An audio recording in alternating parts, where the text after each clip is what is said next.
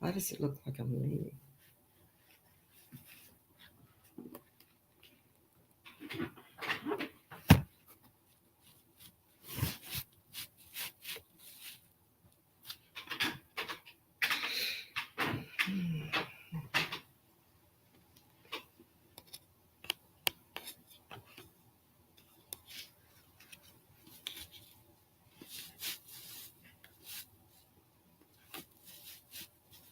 You are listening to Bitter Cup Media, where inspired, controversial conversation matters. Your broadcast will begin in less than 2 minutes. We thank you for joining, and remember, as iron sharpens iron, so one person sharpens another. Though he slay me, yeah, but I trust him.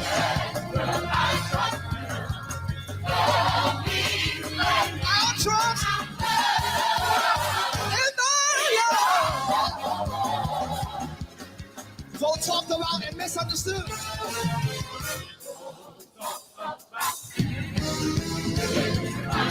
Yes, I've been lied on, but still, we've been made. Endure for a night. Lord, I'm glad. I still enjoy. After all.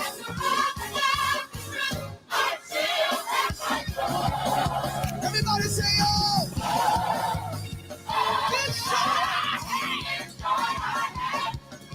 The world didn't give it to you. This shot. The world can't take it away. Say. Hey. Have your hands up. Here we go. After all that I've been through.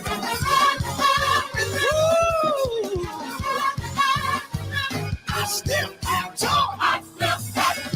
Hey, still. I still have joy. Still.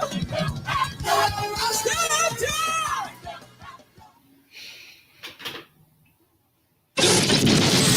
It's your boy G Morris hailing from deep, deep East Oakland, and you listening to Bitter Cup Media.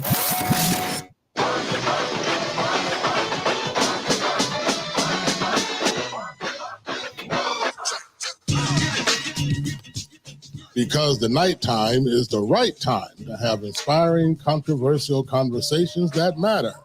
It's time for Issues After Dark with your hosts, Donna Williams and Dion Evans. Issues After Dark is a deeper dive in today's breaking news, trending social media, and pop culture from a biblical perspective. Gather your thoughts, get your questions ready. Your hosts, Donna and Dion, will be taking your calls via the Bitter Cup Media Zoom line, as well as interacting with your social media commentary regarding today's topics.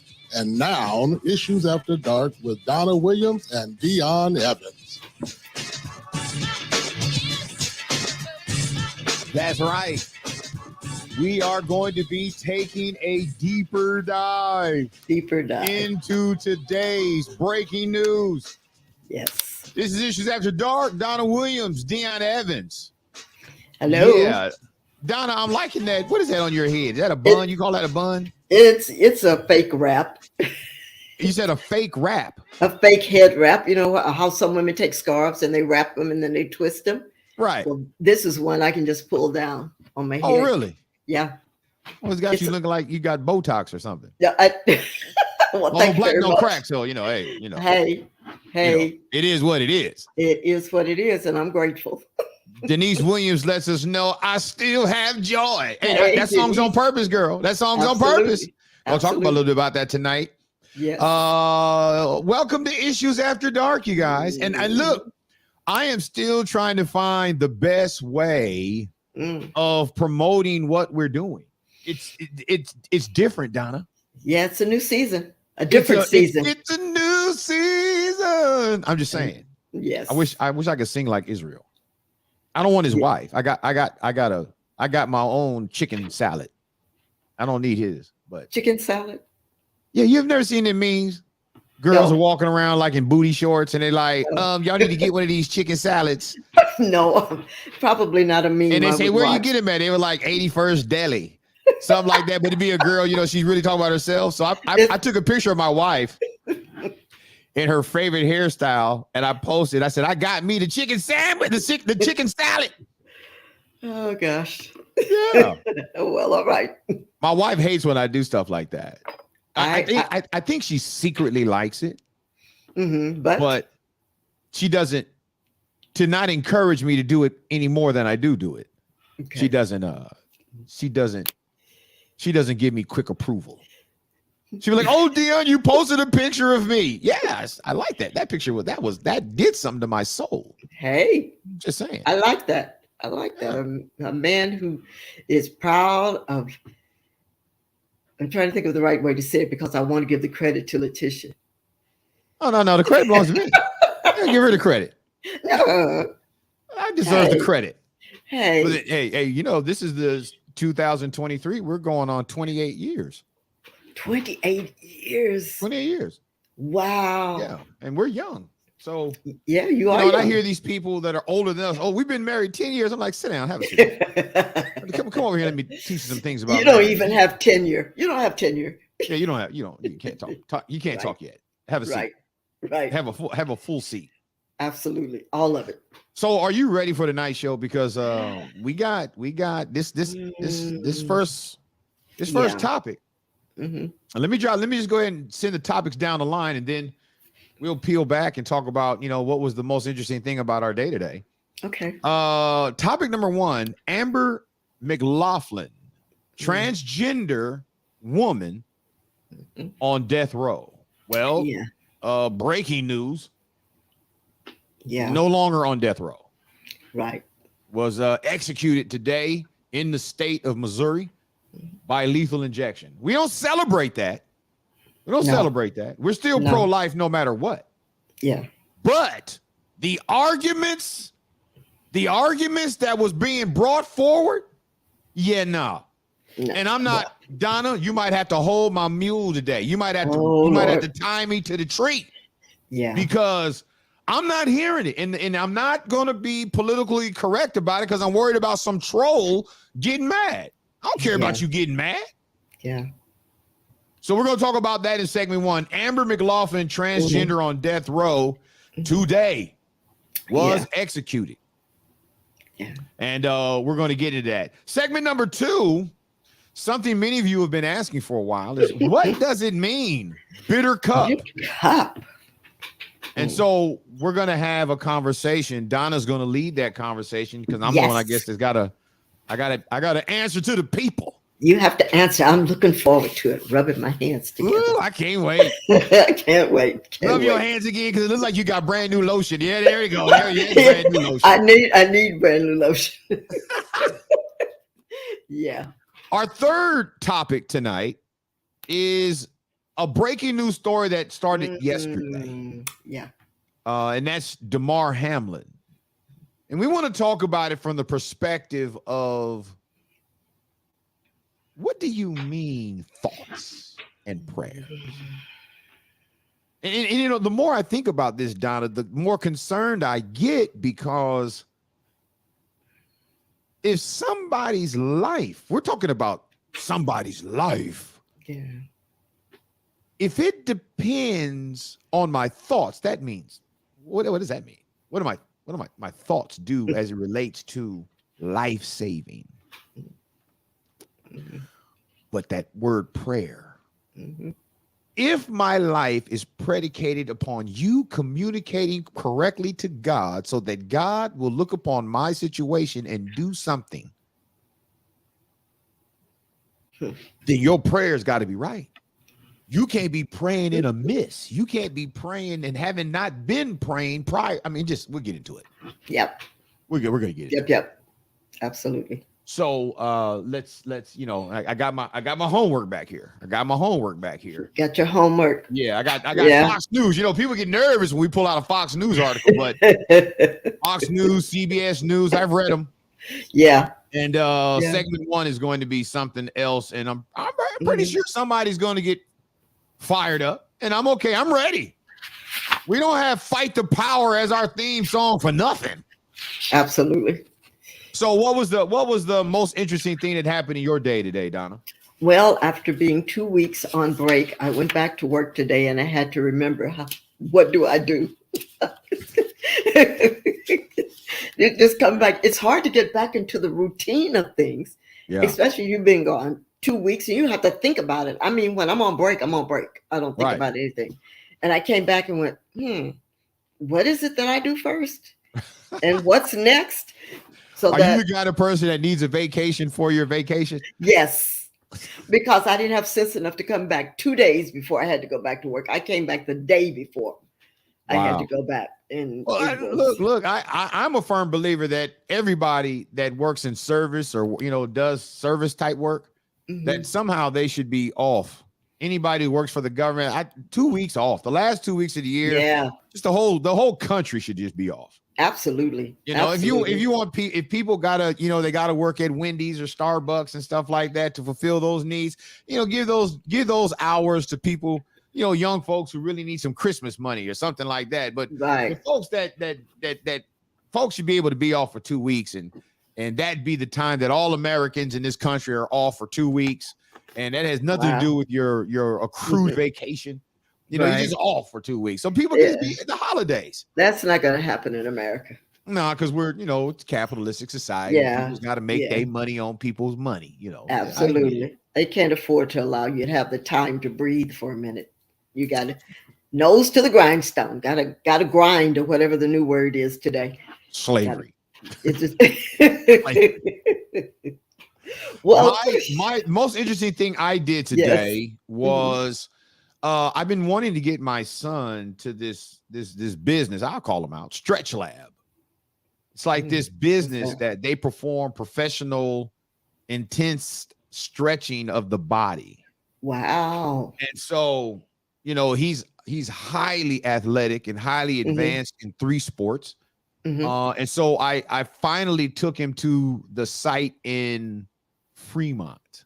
And watch this. What? The Stretch Lab site in Fremont is adjacent to the former parking lot of the old KFAX building. Oh, wow. They tore that building down and built a new one. I didn't know that. I didn't know they tore that building down and built a new one. Wow. And I'm sitting over there looking at all these restaurants that look very familiar to me. And I'm like, wow, they built completely around all of this stuff. And here I am, full circle on Maui at Stretch Lab. And it was cool because, they had about 8 different beds. I call it beds, but it's more like, whatever, they work on, And the whole time I'm watching him being worked on, I'm sitting there saying, man, I wish I was getting worked on. This hip, as I get older, I got this hip, from laying on one side of the bed all the time. And, now me and the wife, we've had to flip the mattress and flip which side we stay on the bed because we're wearing one side of our body out at night. So I was there enjoying the fact that he was getting what he needed professionally. But at the same time, I'm like, I need this recreationally. I need somebody to stretch me out. And that was the most interesting thing I did outside of go coach some football today. Oh, well, had a wonderful time coaching some all-star athletes today. So that's always fun. So, we're going to get into it. We want to remind those of you who are listening, again, I want to give a shout out to Denise Renee out of Los Angeles, who's with us right now. And those of you who are, let's get the Zoom line out there, Donna, because we'll open that up midway through the first segment, because people are probably going to have to say something. Well, I know I am opening a door for people to say something that maybe some of them shouldn't say. But to me, look, we got to have this conversation. I'm real tired of people, the pronoun game. Oh, no. Oh, no. I have a concern about the people just selecting pronouns for themselves. And then I'm concerned about, how we are redefining things, or how a group of people are seeking to redefine, which is creating a sense of chaos when it comes to truth. Yeah. And in this particular case that we're going to talk about in segment 1, it is creating an environment where it is dealing with historical judicial truth. Right. And we're going to get into that. You're listening to Issues After Dark with Dion and Donna. We got a couple of music breaks for you. And, you know, once we get our commercials up, we're going to have to do these music breaks. But for right now, we got to do something. So stick with us. Call a friend, tell a friend, text somebody, tell them to tune in with us. Issues After Dark, Donna Williams, Dion Evans.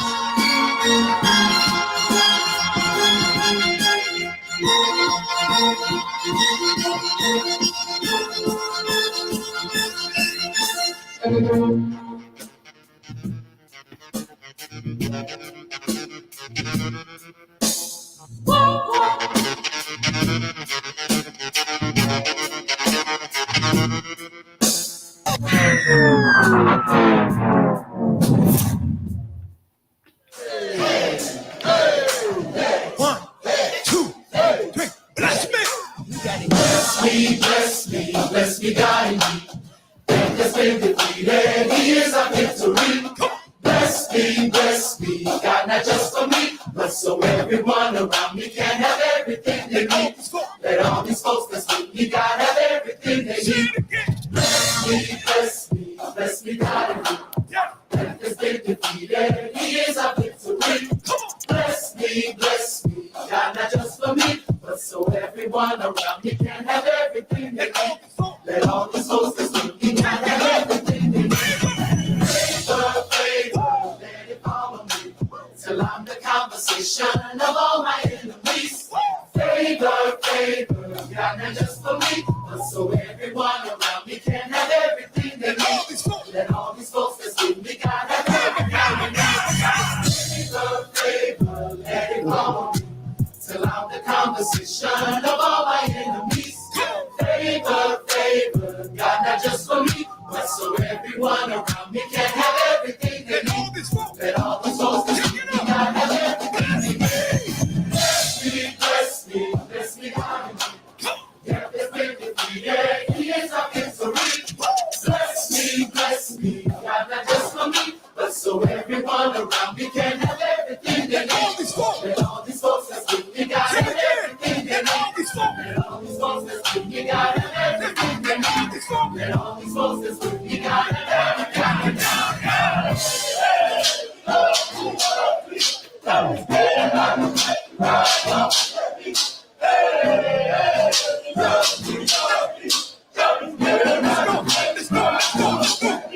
Persecuted, not abandoned. We got everything we need. Criticized, never forsaken. We got everything we need. Because God's a promise keeper. We got everything we need. I've got victory because I've got everything we need. I shall live and not die. We got everything we need. Because Jehovah's on my side. We got everything we need. Did I tell you he's a friend of mine? We got everything we need. Lift them up, lift them up. I got everything we need. Take it up. Take it up. We got everything we need. Take it up. Take it up. We got everything we need. Take it up. Take it up. We got everything we need. Yeah, take it up. I got everything we need. If I never shall forget. We got everything we need. He's never found me yet. We got everything we need. Every trial, every test. We got everything we need. We bless, we bless, we bless, we bless. We bless, we bless, we bless, we bless.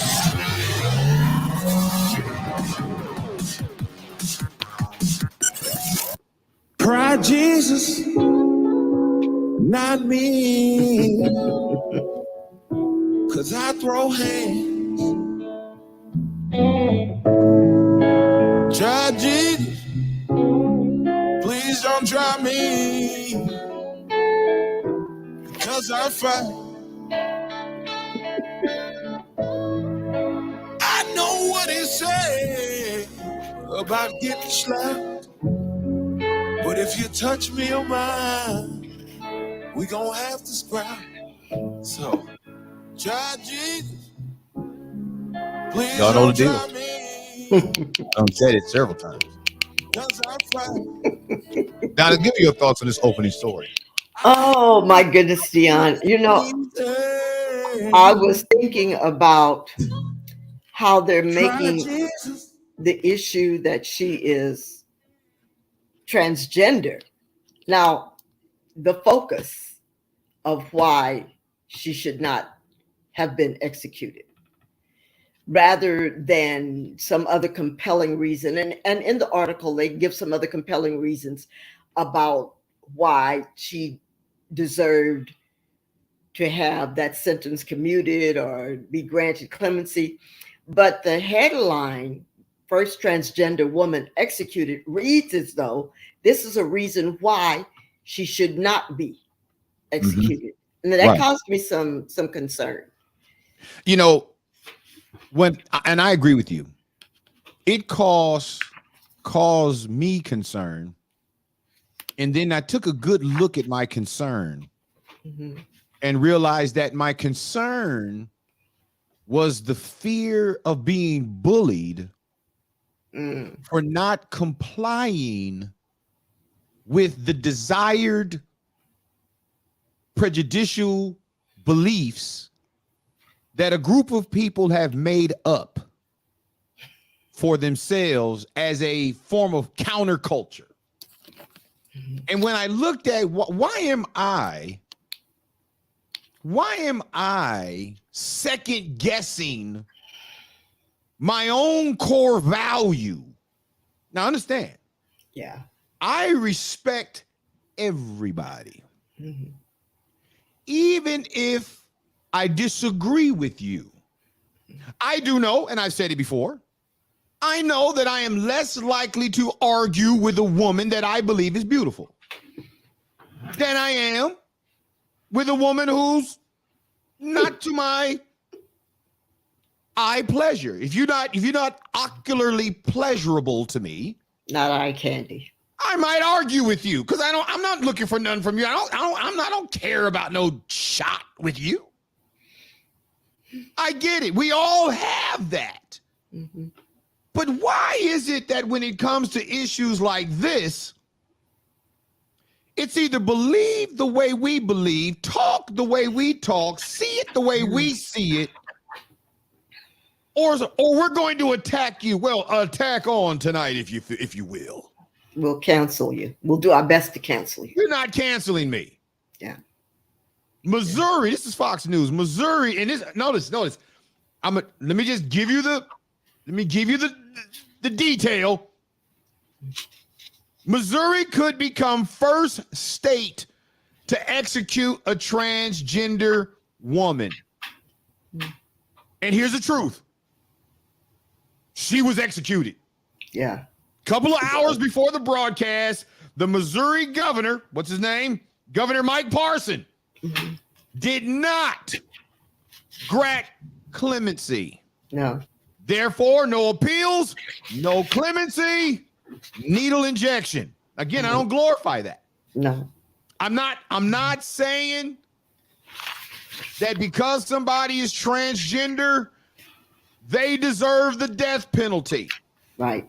I'm not saying that. I do not believe, let me say it this way. I do not believe that because you are transgender, you deserve the death penalty. Right. However, equally as true, if you murder somebody in cold blood, yeah, I don't give a doggone what your gender is at birth or what gender you feel inside or what gender surgery has allowed you to express yourself. If you murder somebody in cold blood, I don't want to hear shit-talkie about your new gender reality as the excuse as to why you should not deal with the consequences of your decisions. Absolutely. And I think in the article, they bring out other reasons as to why she should have had this consideration. However, that's not how they lead out. They don't lead out with, well, she was traumatized as a child and she was subjected to abuse and there was some inequities in the judicial system. They don't lead out with that. They lead out Donna, you are right. The article didn't do that. and I don't care. Yeah. I can care less. Let's read. So I'm going to take the liberty.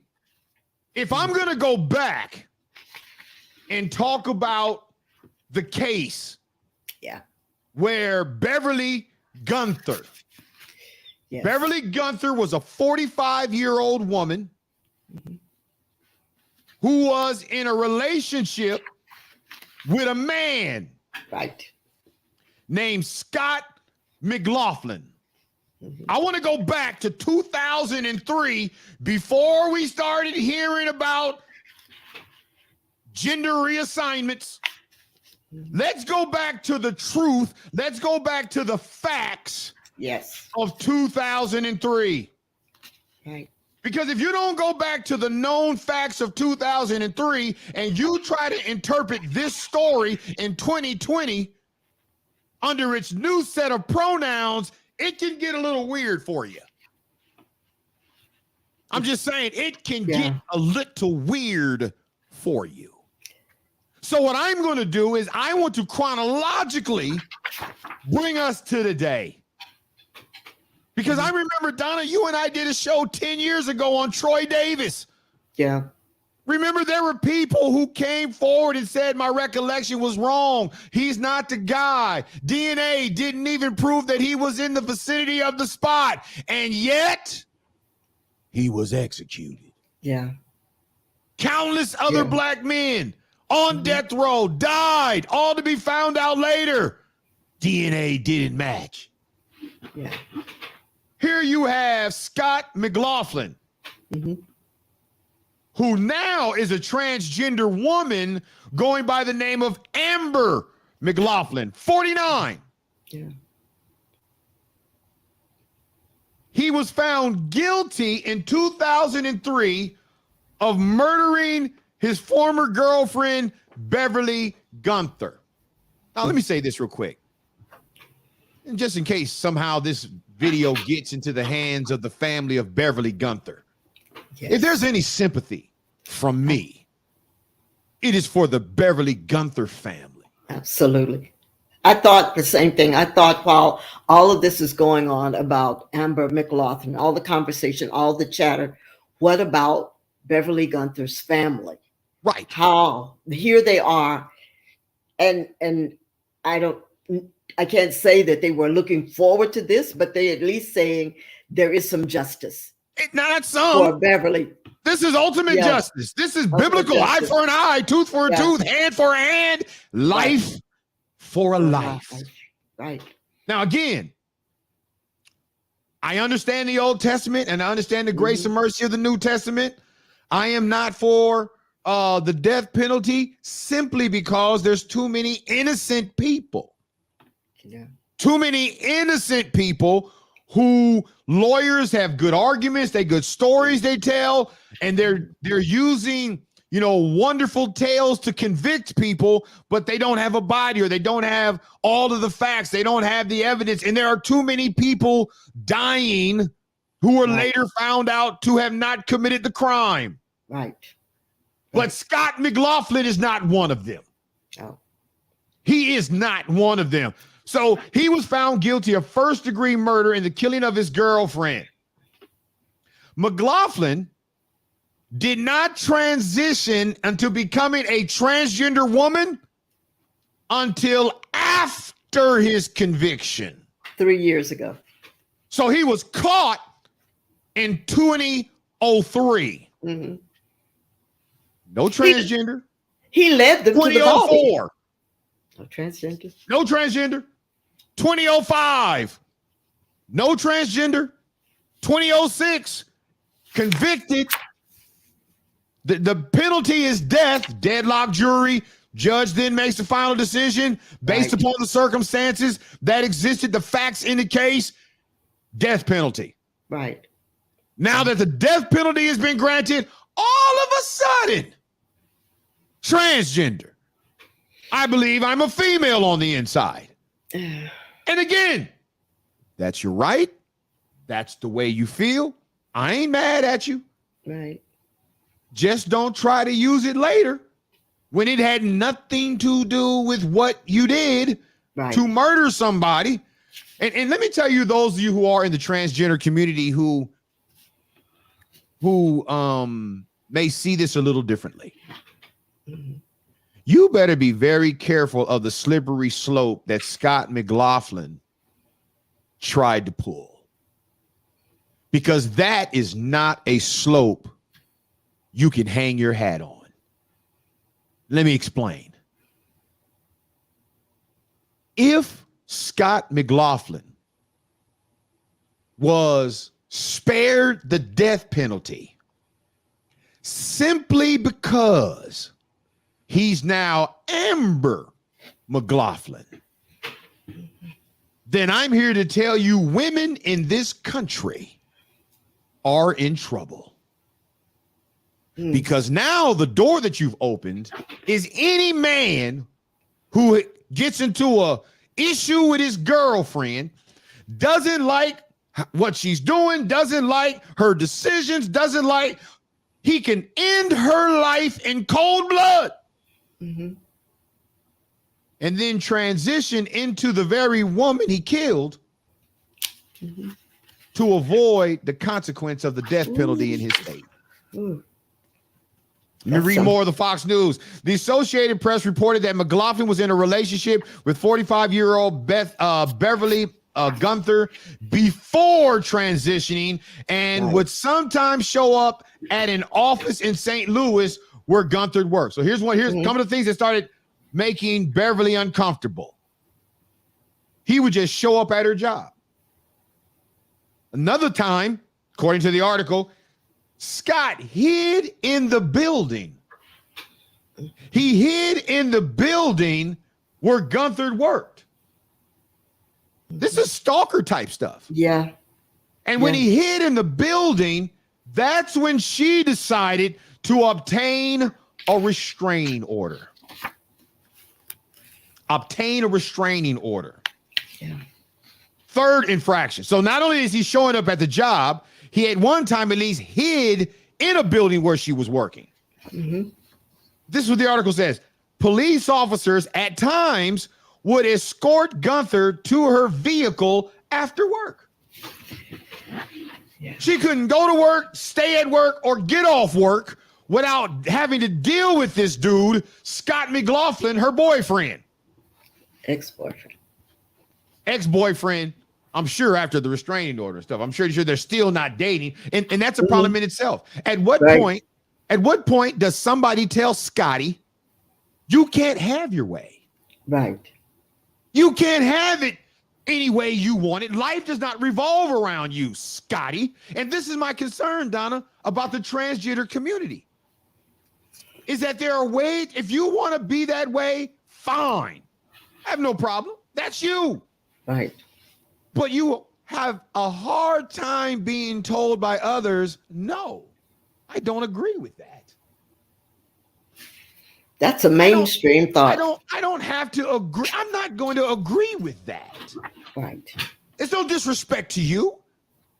It's no disrespect. You're choosing to be something. Okay, that's what you want to do. Fine. I'm going to still treat you like a human being. I'm not going to disrespect you. I'm not going to call you out of your name. I'm not going to refuse to pick you in a pickup basketball game. I'm not going to do any of that. But what I'm also not going to do is sit there and try to make you feel comfortable while making myself uncomfortable about something I know sure as hell I would not endorse. No. Article goes on. This is where it got really weird. On the night, November 20th, 2003, Gunther's neighbors called police after she failed to return home.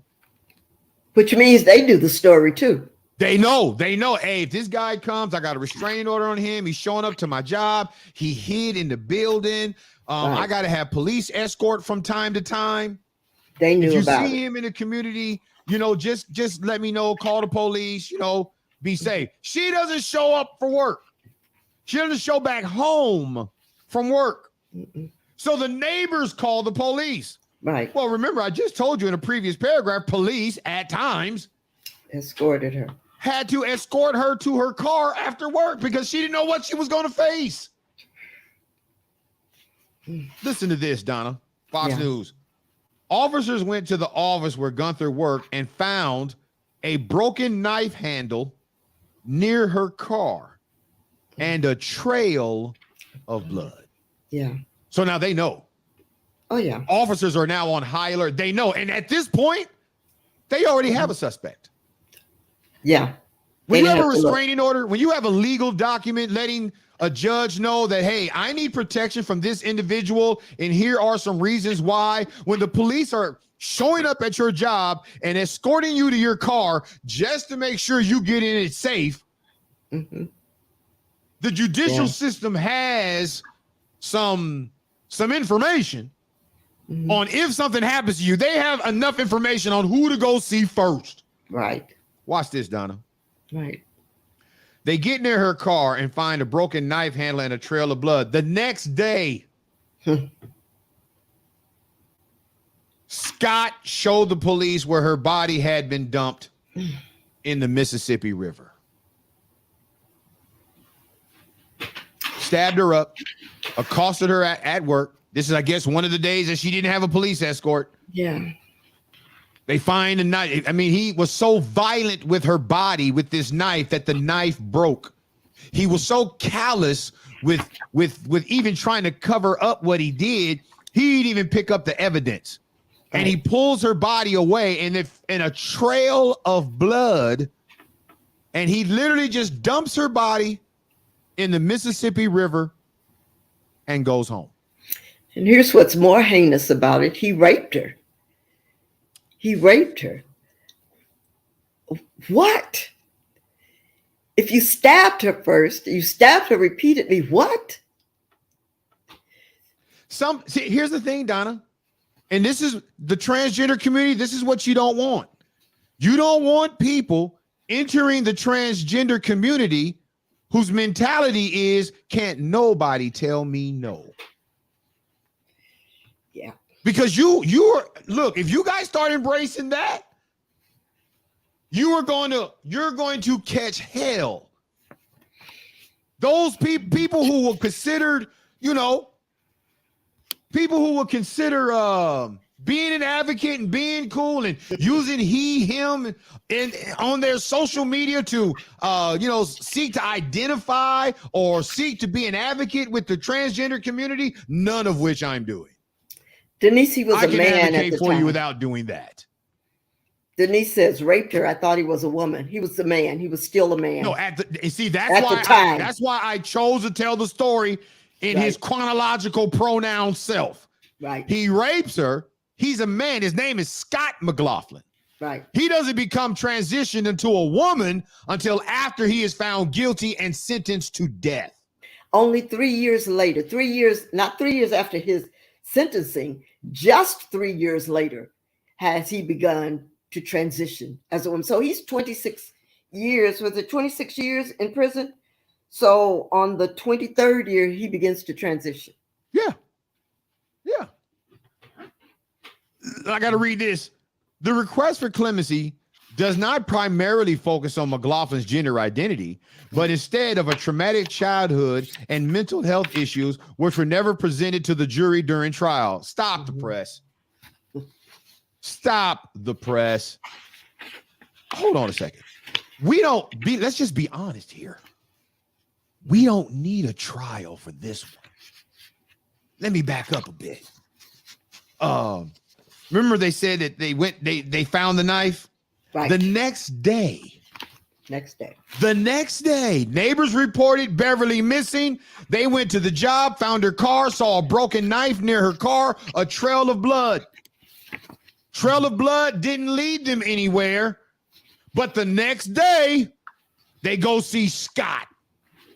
Right. Scott, according to the article, showed police where Gunther's body had been dumped in the Mississippi River. Right. This dude had no respect. Listen to me. How is it somebody transgender wants respect for what they have chosen as their gender? But you couldn't even provide simple respect to a woman who told you no. You stalked this woman. You made this woman's life hell before you brutally killed her and dumped. That word dumped is a very powerful word. Right, right. To just take somebody's life and discard them. Sure. You didn't bring a knife because you was carving apples. You didn't bring a knife because you were going to commit surgery on yourself. You brought a knife to take Beverly's life. Right. And now you're sitting up some years later asking for mercy by the hands of the judicial system after you committed a heinous murder? No, sir. We'll come back on the other side, wrap this one up. Yeah. Want to hear from you. Issues After Dark with Don and Dion.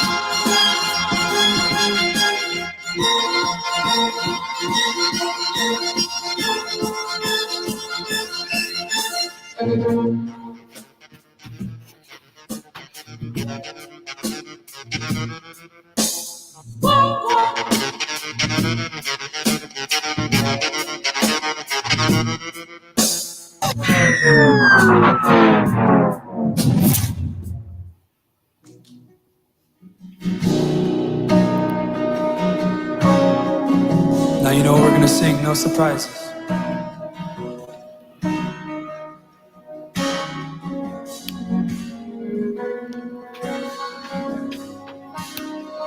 You're faithful, faithful, faithful God.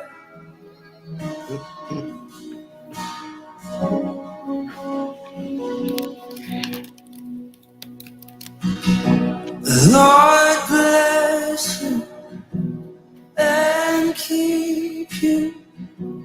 Make his face shine upon you and be gracious to you. The Lord turn his face towards you and give you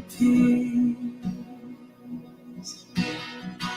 You receive it all together.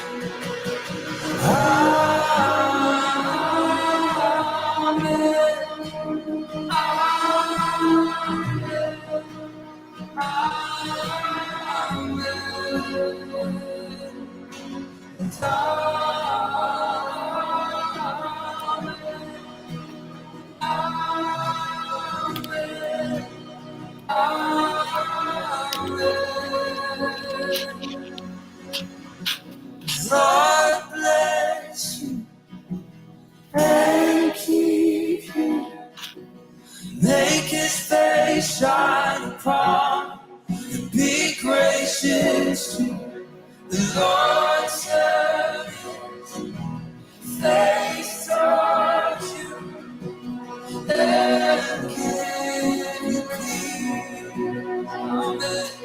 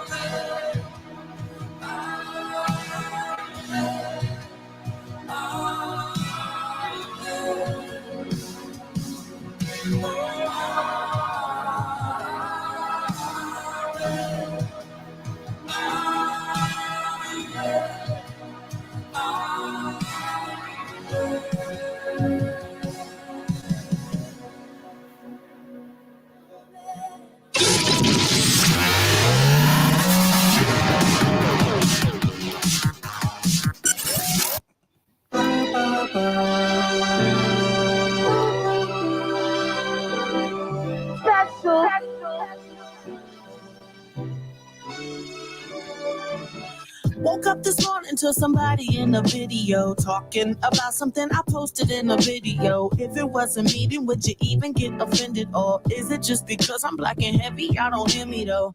I've been the same since I've been driving slow on Bissonnet. Call up anybody I know and they will tell you that fame is pretty new, but I've been used to people judging me. That's why I move the way I move. And why you want to call in? You want to talk to us? You want to ask a question? We got the Zoom line open, 760-765-3953. That's our Zoom ID. Use the passcode BLESS as your password. And you will come on. Just go ahead and put your name, city you're from, and be on mute. And then when we call you in, you'll hear this. I'm coming in hot. And then as that fades out, that's gonna be real quick. I'll do it one more time. So when you call in, this will happen. Coming in hot. And then we'll say what's up to you, and you can say what's up to us, and we can hear you. We got a couple of questions on here. I want to go ahead and answer. Let's go ahead and bring them down. Donna, give me one of them. Okay, let's see what we have. We have this one, Sharon. Yeah. Oops. There we go. Yeah. Who paid for the transition medication when you are in federal prison? When you're in prison, not federal, you could be state.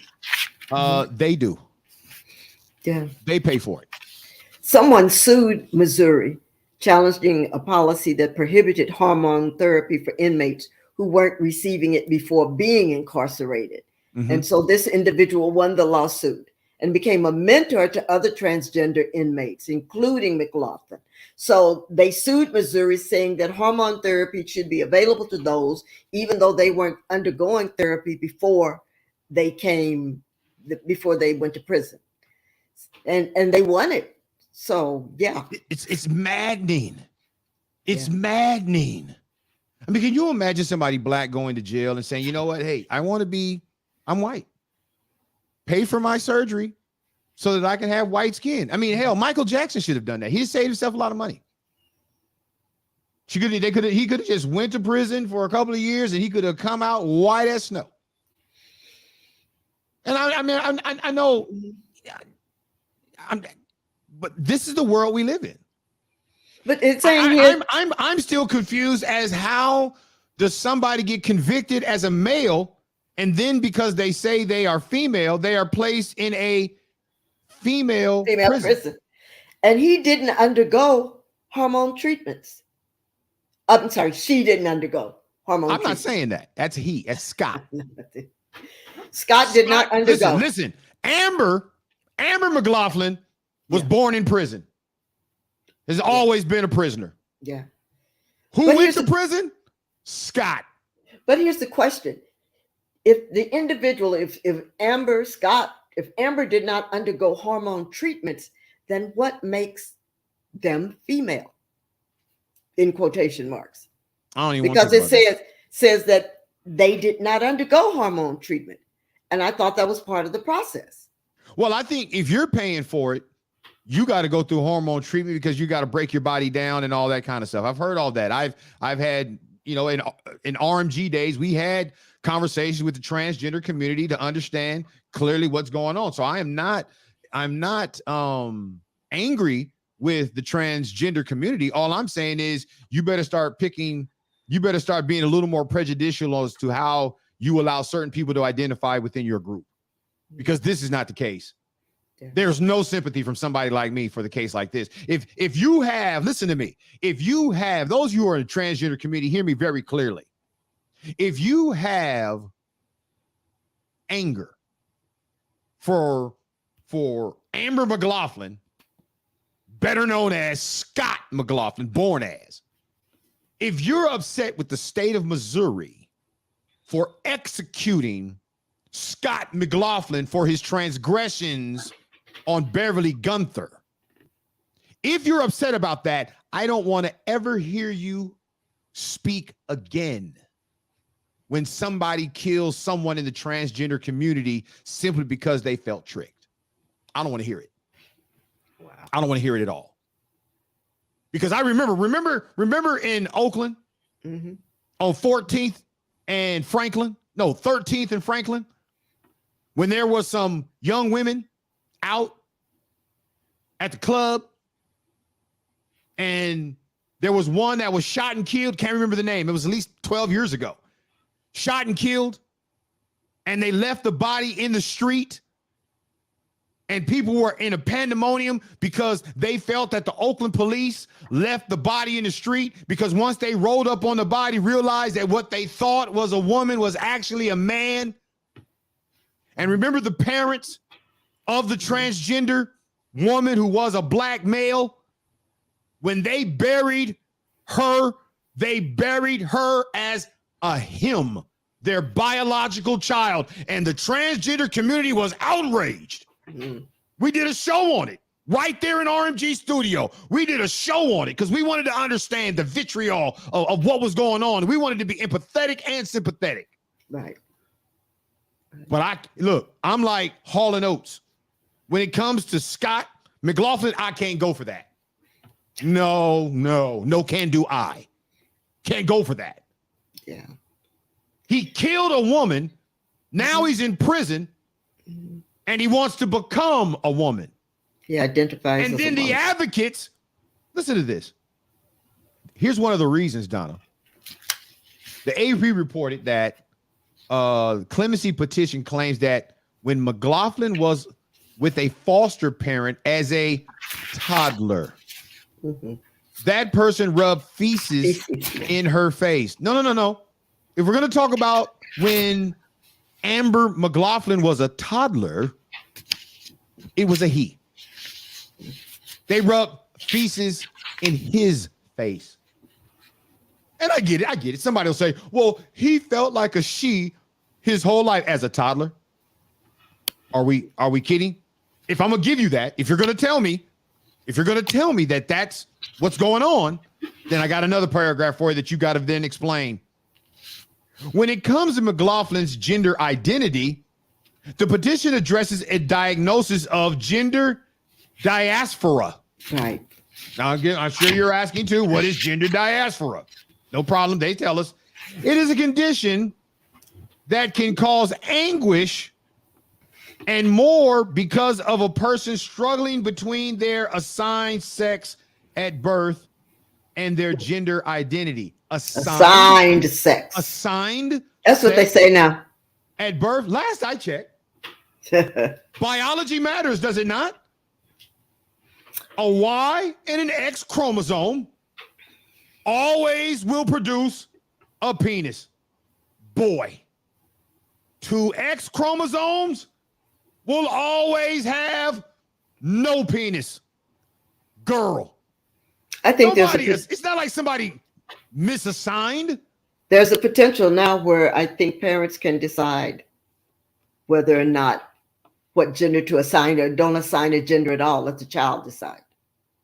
Yeah. Well, you know what? Then expect there to be more an increase in diagnosis of gender diaspora.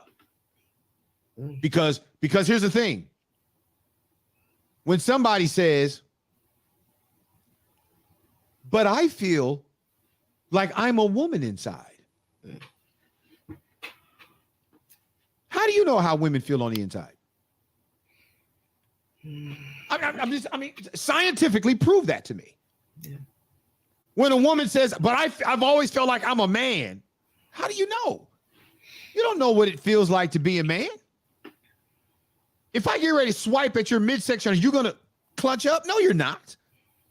You're not going to clutch up. Any man that you can act like you're about to punch him in his, family jewels. Mm-hmm. He's going to move heaven and earth to protect. Ain't no woman flinching on that. Yeah. I don't get this idea of I feel, and watch this. Should we be allowing people to redesign themselves based on how they feel, especially when feelings change and are fickle? The heart of the matter, Dion, is that the ideas are already so mainstream that elementary and middle school kids are deciding what their gender is, whether they are he, if it is born, assigned the sex. Where are they getting their data, Donna? If a non-binary, because that's what they call it when they don't want to have non-binary. If you want to be non-binary, okay, that's new. Okay, I get it. You want to be gender neutral, okay. Gender fluid. At what point do you know you're a boy or a girl? It depends. Gender fluid means whatever I feel. But there's got to be science, Donna. No. We can't leave that to art. We can't leave that to subjective reasoning. Come on, there's nothing in our world that, you know what, the world will halt. But that's and when does it end? But that's also the message that the world seems to be accepting as well. No, the world's being bullied into it. It's only a small group of people doing this. And I'm like Dave Chappelle. I like what Dave Chappelle said on the matter. It's only because white men want to do it. There's a racial environment. There's a racial. Let me tell you this. I guarantee you, if Scott McLaughlin, now Amber McLaughlin, if he was Tamika Green, if he was, if he was Beverly Gunther. Yeah.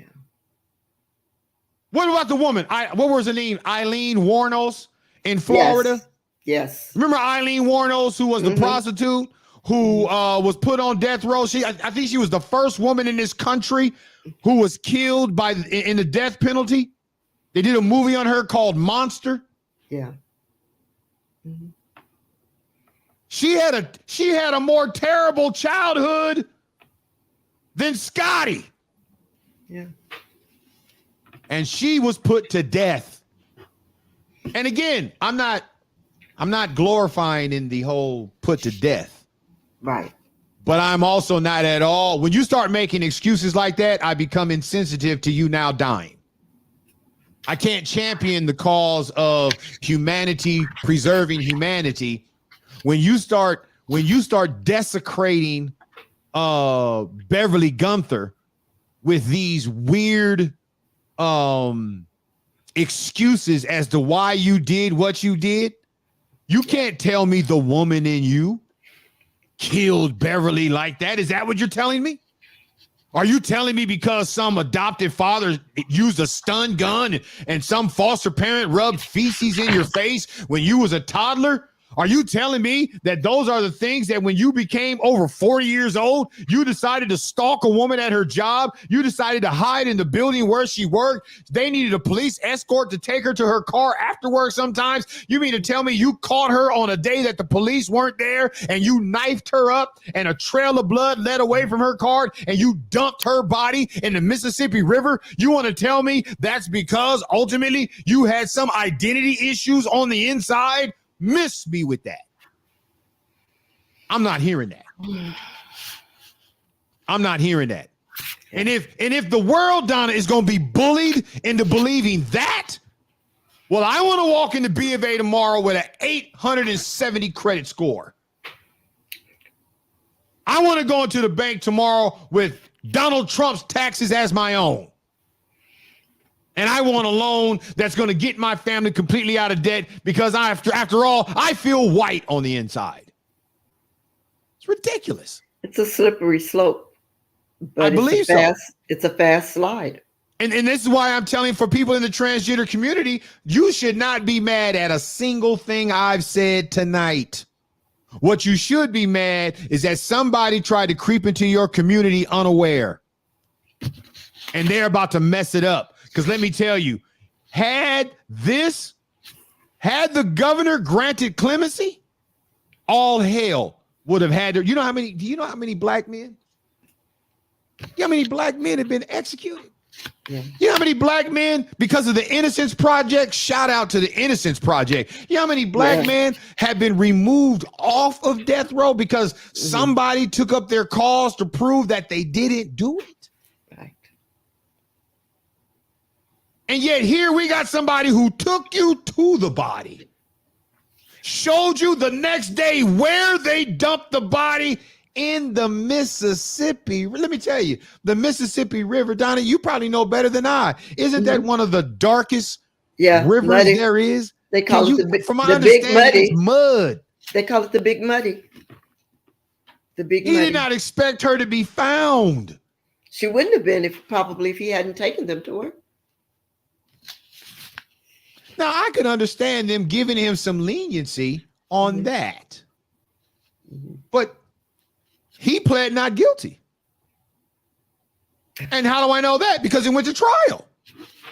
Yeah. He took, listen to this. This dude took the police to the body.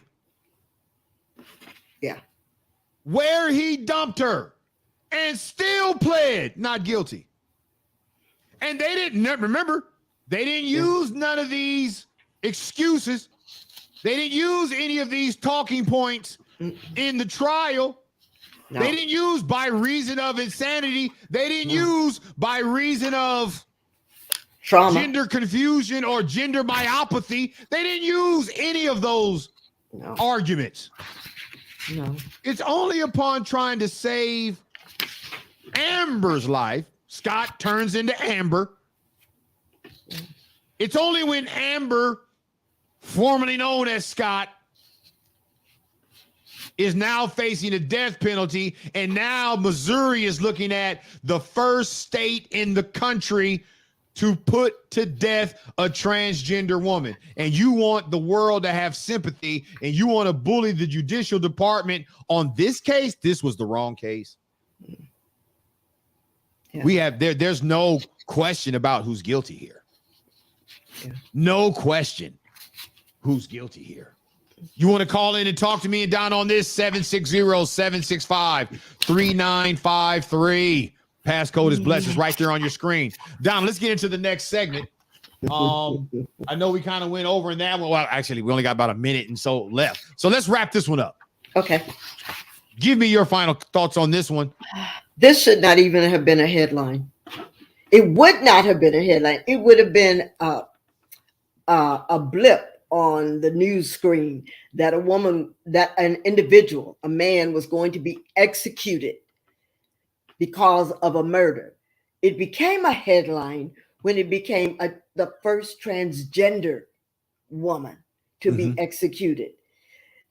Though they say this was not a part of the clemency, it was something they used to highlight it, to gather a community to back them up. Even though it's plain this man was guilty of the crime that he committed. Missouri wasn't having it. No. Missouri didn't even budge. No, they looked beyond all of the stuff and said, none of the stuff that you're giving us as reason is reason for the murder that took place. He did what he did, not because he wanted to be a she. He did what he did, not because of what happened as a toddler. He did what he did, not because of a stun gun incident as a juvenile. He did what he did because he's selfish, and no to him was offensive. Right. And so he took a life. Well, that's what happens when you take a life. You're in a particular state, your life can be taken. It's Dion and Donna, Issues After Dark. We'll be right back with more.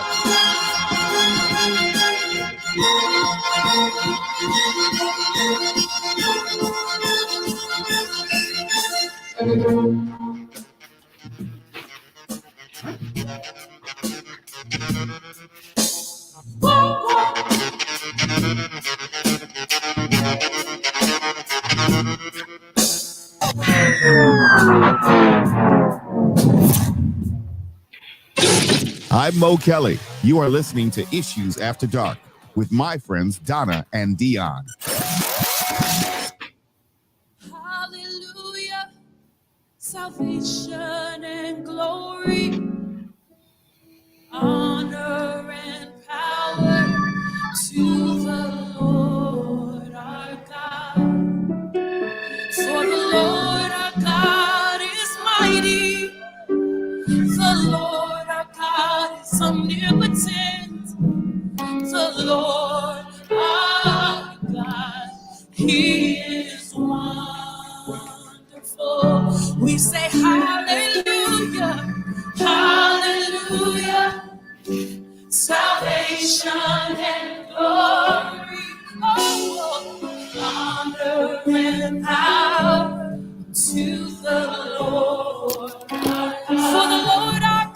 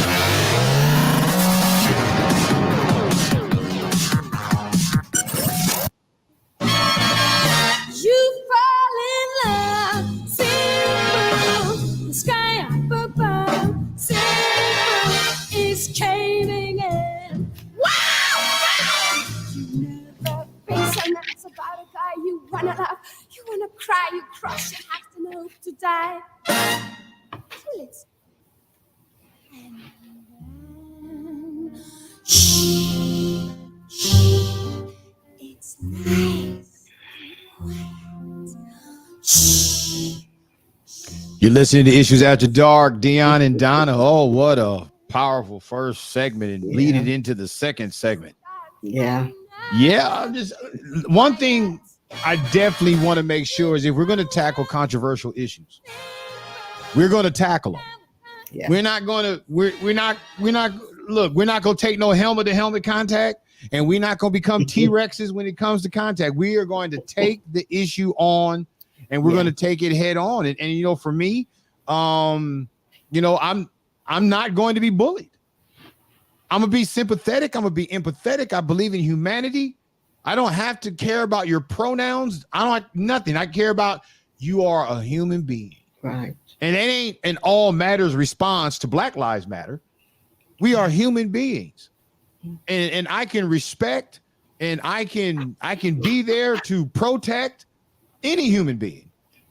But we're not going to play this game that a lot of people are just, a lot of people in faith, Donna, are just scared to be faith. Yeah. That's why people are calling themselves spiritual. They don't want to call themselves Christian. Are you kidding me? I don't know how they are determining spiritual and Christian as different. I don't understand that part. It's just a ridiculous way of trying to change narratives. Yeah. You're creating your own stuff. Well, let's go ahead and get into it. We need to get into it. People have been asking. And so you're leading the charge here. Have at it, Donna. All right.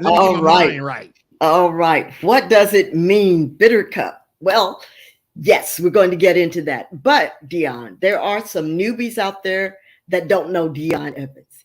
There are some people that think they know Dion Evans, and there are some people that knew you when. So what I want you to do just off the bat, give a little bit of your backstory, just so that people understand.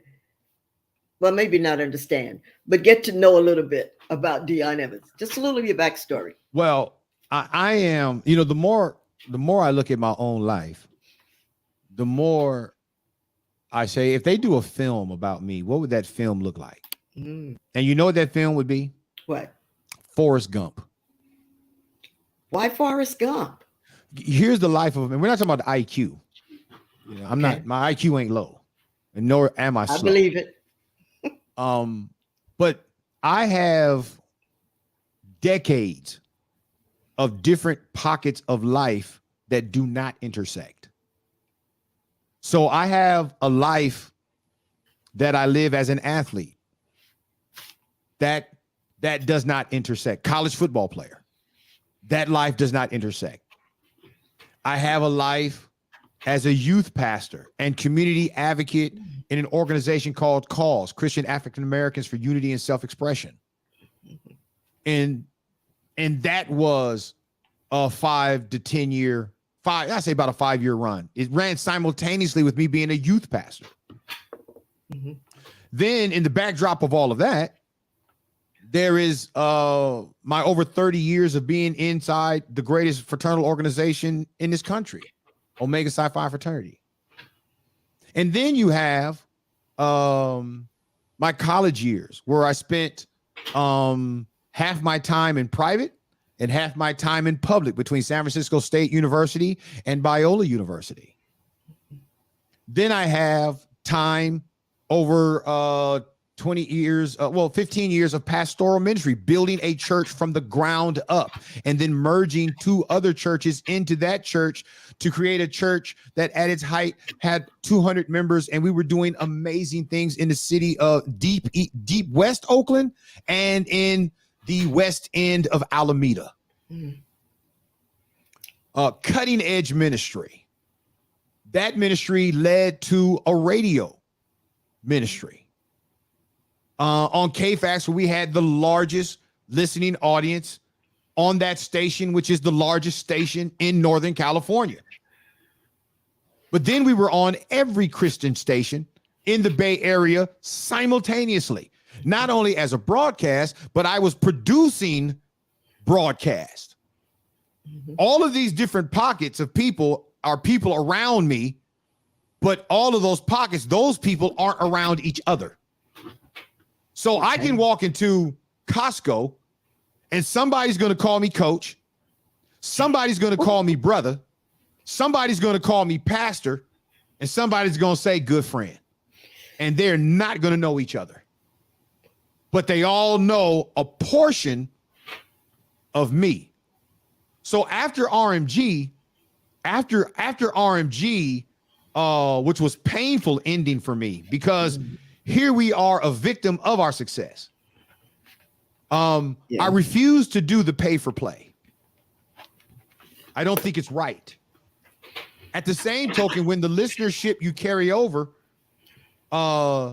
is a different form of pay for play, because now you got to pay for servers and streamers, and depending upon how many listeners you have, you got to pay money to a third party organization to do that. Well, sooner or later, if your listeners are going up, but your income isn't coming in, and the churches that you are debt leveraging aren't paying their bills, right?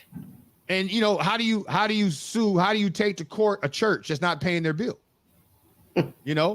And then what happens when you're bringing all of these dynamic pastor teachers together, because you individually have relationship with them, and as long as their relationship with you is they're relating to you, all is fine.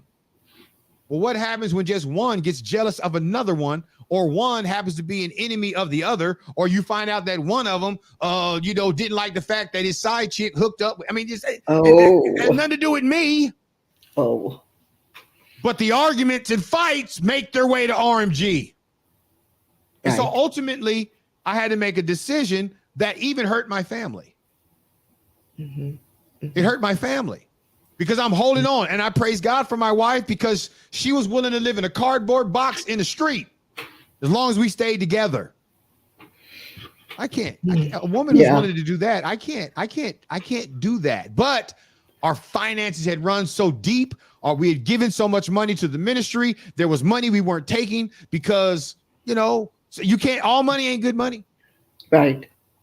And so if you owed, give, but you can't come try to rescue for purposes that benefit things that I can't do ultimately. I'm not for sale, nor am I for lease. And so what happens, this is what's crazy. And I write about it in my book, Failed Ministry, which I just wrote and then never read again. I wrote a book and a lot of people read it, and it sold a lot of copies. I wrote it, went through the editing. I read the edited copy and never read it again. And so we were forced out of our studio for RMG because we can no longer pay all the bills. Right. And then so you got the internet expenses, but then that's pulling against the monthly lease. Yeah. And once you get behind, it becomes irreparable.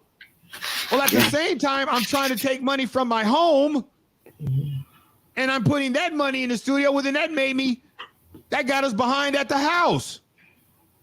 And do you know that on the same day that we had to move out of the studio, same day I had to move out of my apartment.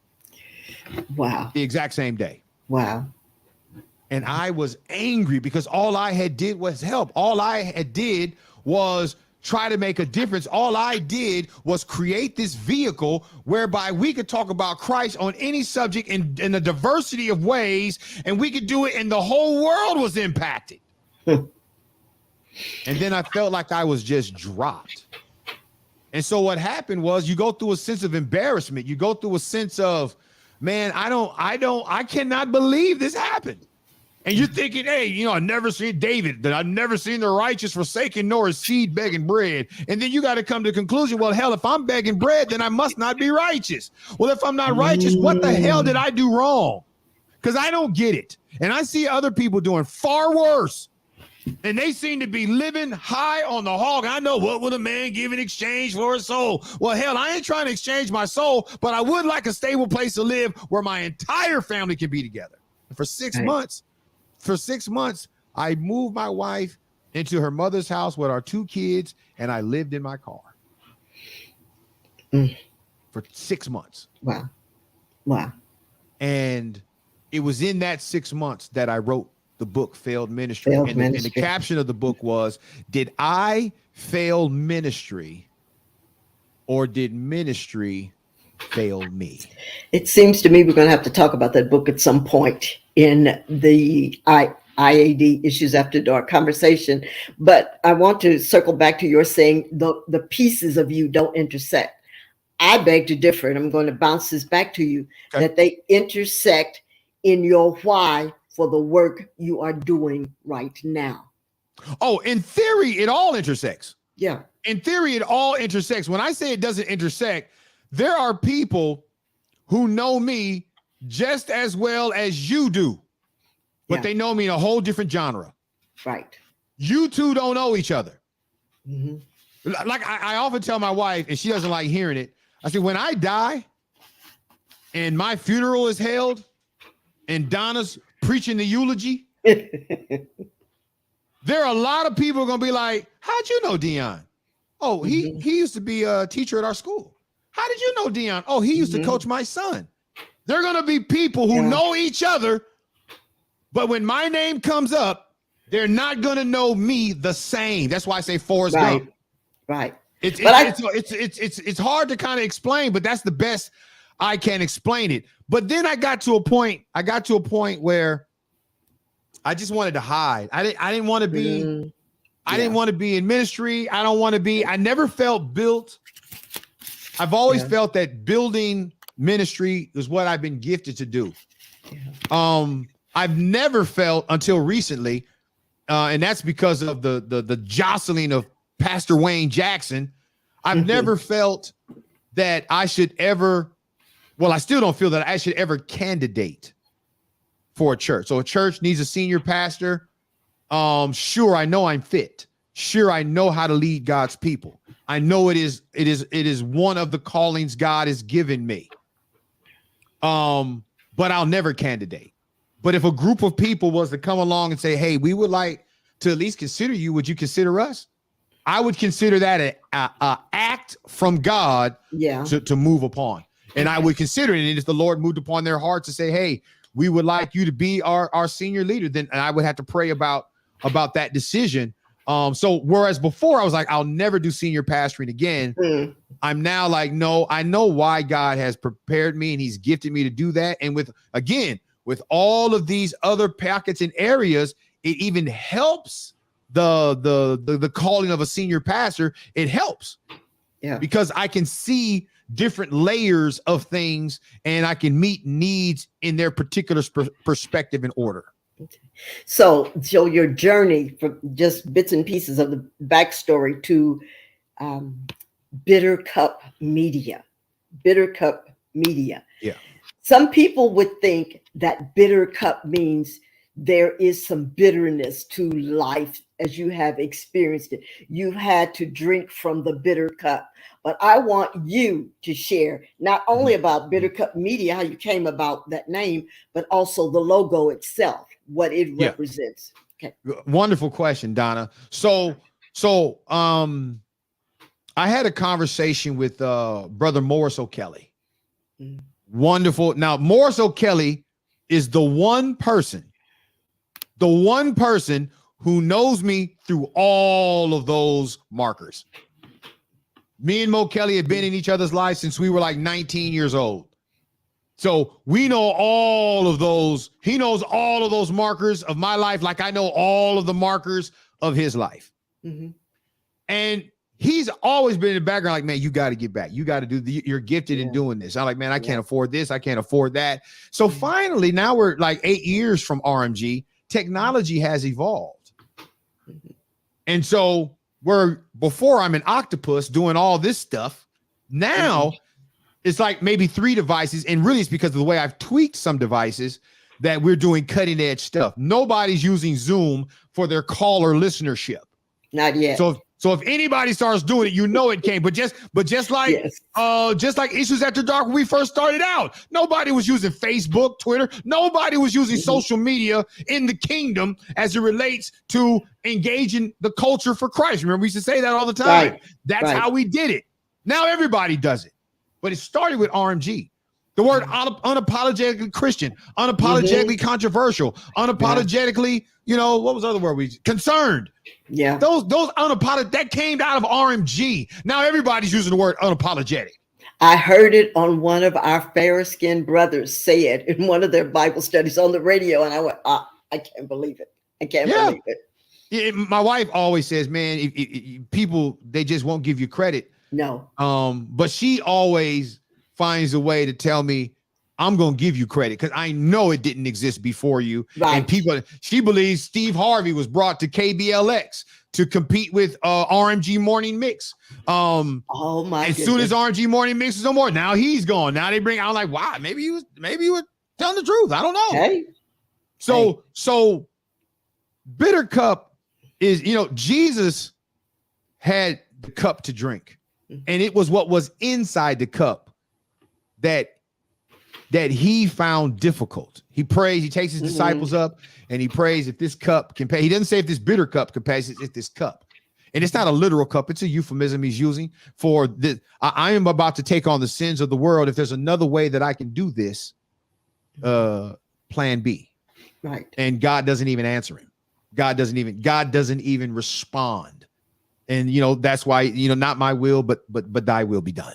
Right. And so the Calvary was the cup that he would have to do in order to restore mankind's relationship. Right. For me, what's in the cup, I need to drink. I need it. Okay. What's in the cup is everything that empowers the giftedness God has given me and everybody to whom he will bring into this new media platform, even you. Okay. Here's the problem. To put hands on that cup is a bitter experience. Yeah. Because my cuts have cuts. Devonna Banks in Pasadena, she said to me, why do you use the word bitter cup? I said, and the answer came to me from the Lord immediately. I didn't have an answer to that question prior to, but when she asked it, the answer came to me immediately. And the answer was, I'm tired of getting cut. She asked it in light of what took you so long to come back to doing this platform. I said, I got tired of getting cut. See, you can't do this work that we're doing. We make people laugh. We make people cry. We have, great moments, inspirational moments. And we do a lot to shift minds and get people to think a little more elevated. Yeah. But nobody knows the text messages you'll get.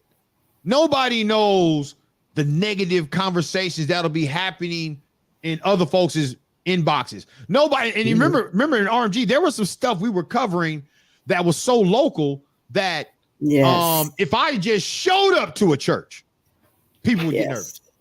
I'm like, man, I'm coming to worship. I'm not here for anything but to worship. But people assume, because they listen to us on Issues After Dark, they assume that I know stuff about them that I do not know. And that you're there too. Not only do I do not know, I'm not looking to know. Right.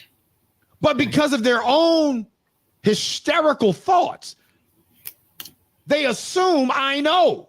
Yeah. They're guilty by their own mind. Yeah.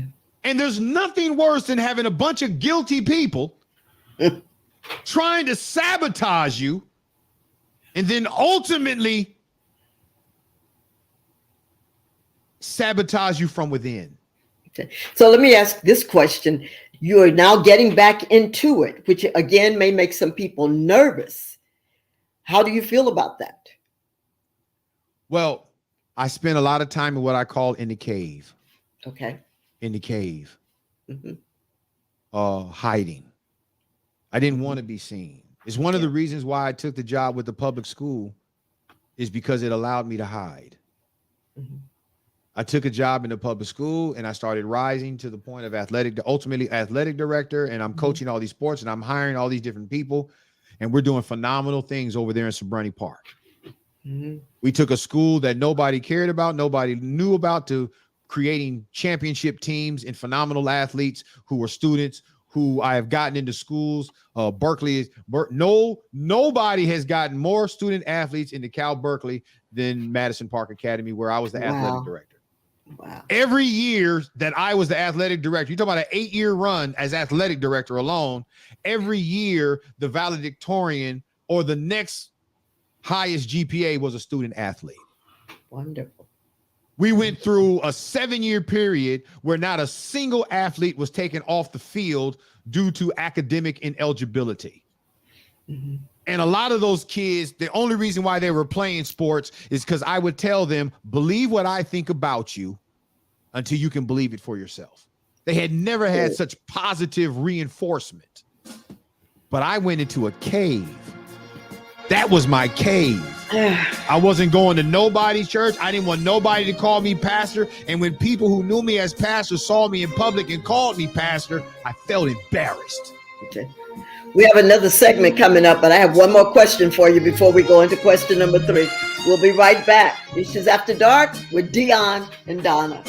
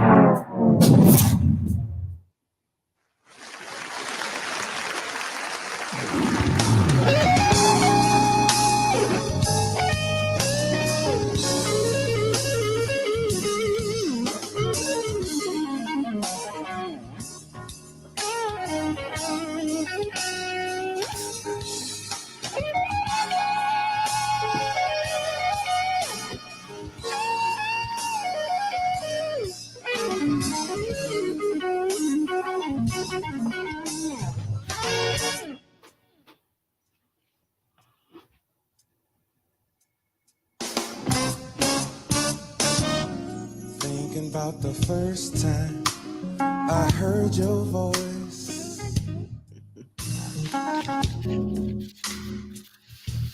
It wiped away my past. Anyone could tell this kind of love has got to last. So ta-ta, you Jesus, thank you. I wanna ta-ta, you Jesus, thank you. I wanna ta-ta, you Jesus, thank you, yeah, for being mine.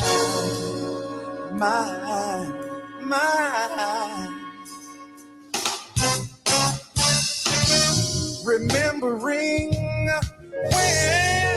I didn't know the Savior, how I wished that He was mine. You know what I did? Had a little talk with the man upstairs. I said, Lord, won't you please come inside? Ta-ta, you Jesus, thank you. I want to ta-ta, you Jesus, thank you. I want to ta-ta, you Jesus, got to thank you, yeah, for being mine.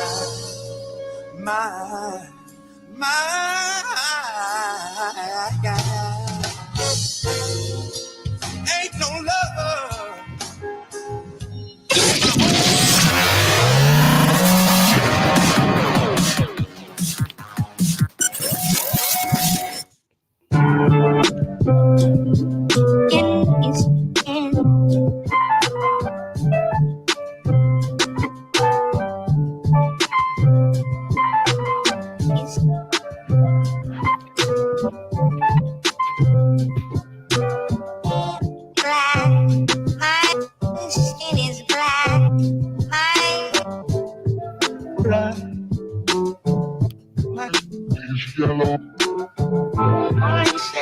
I think the truth is still the truth.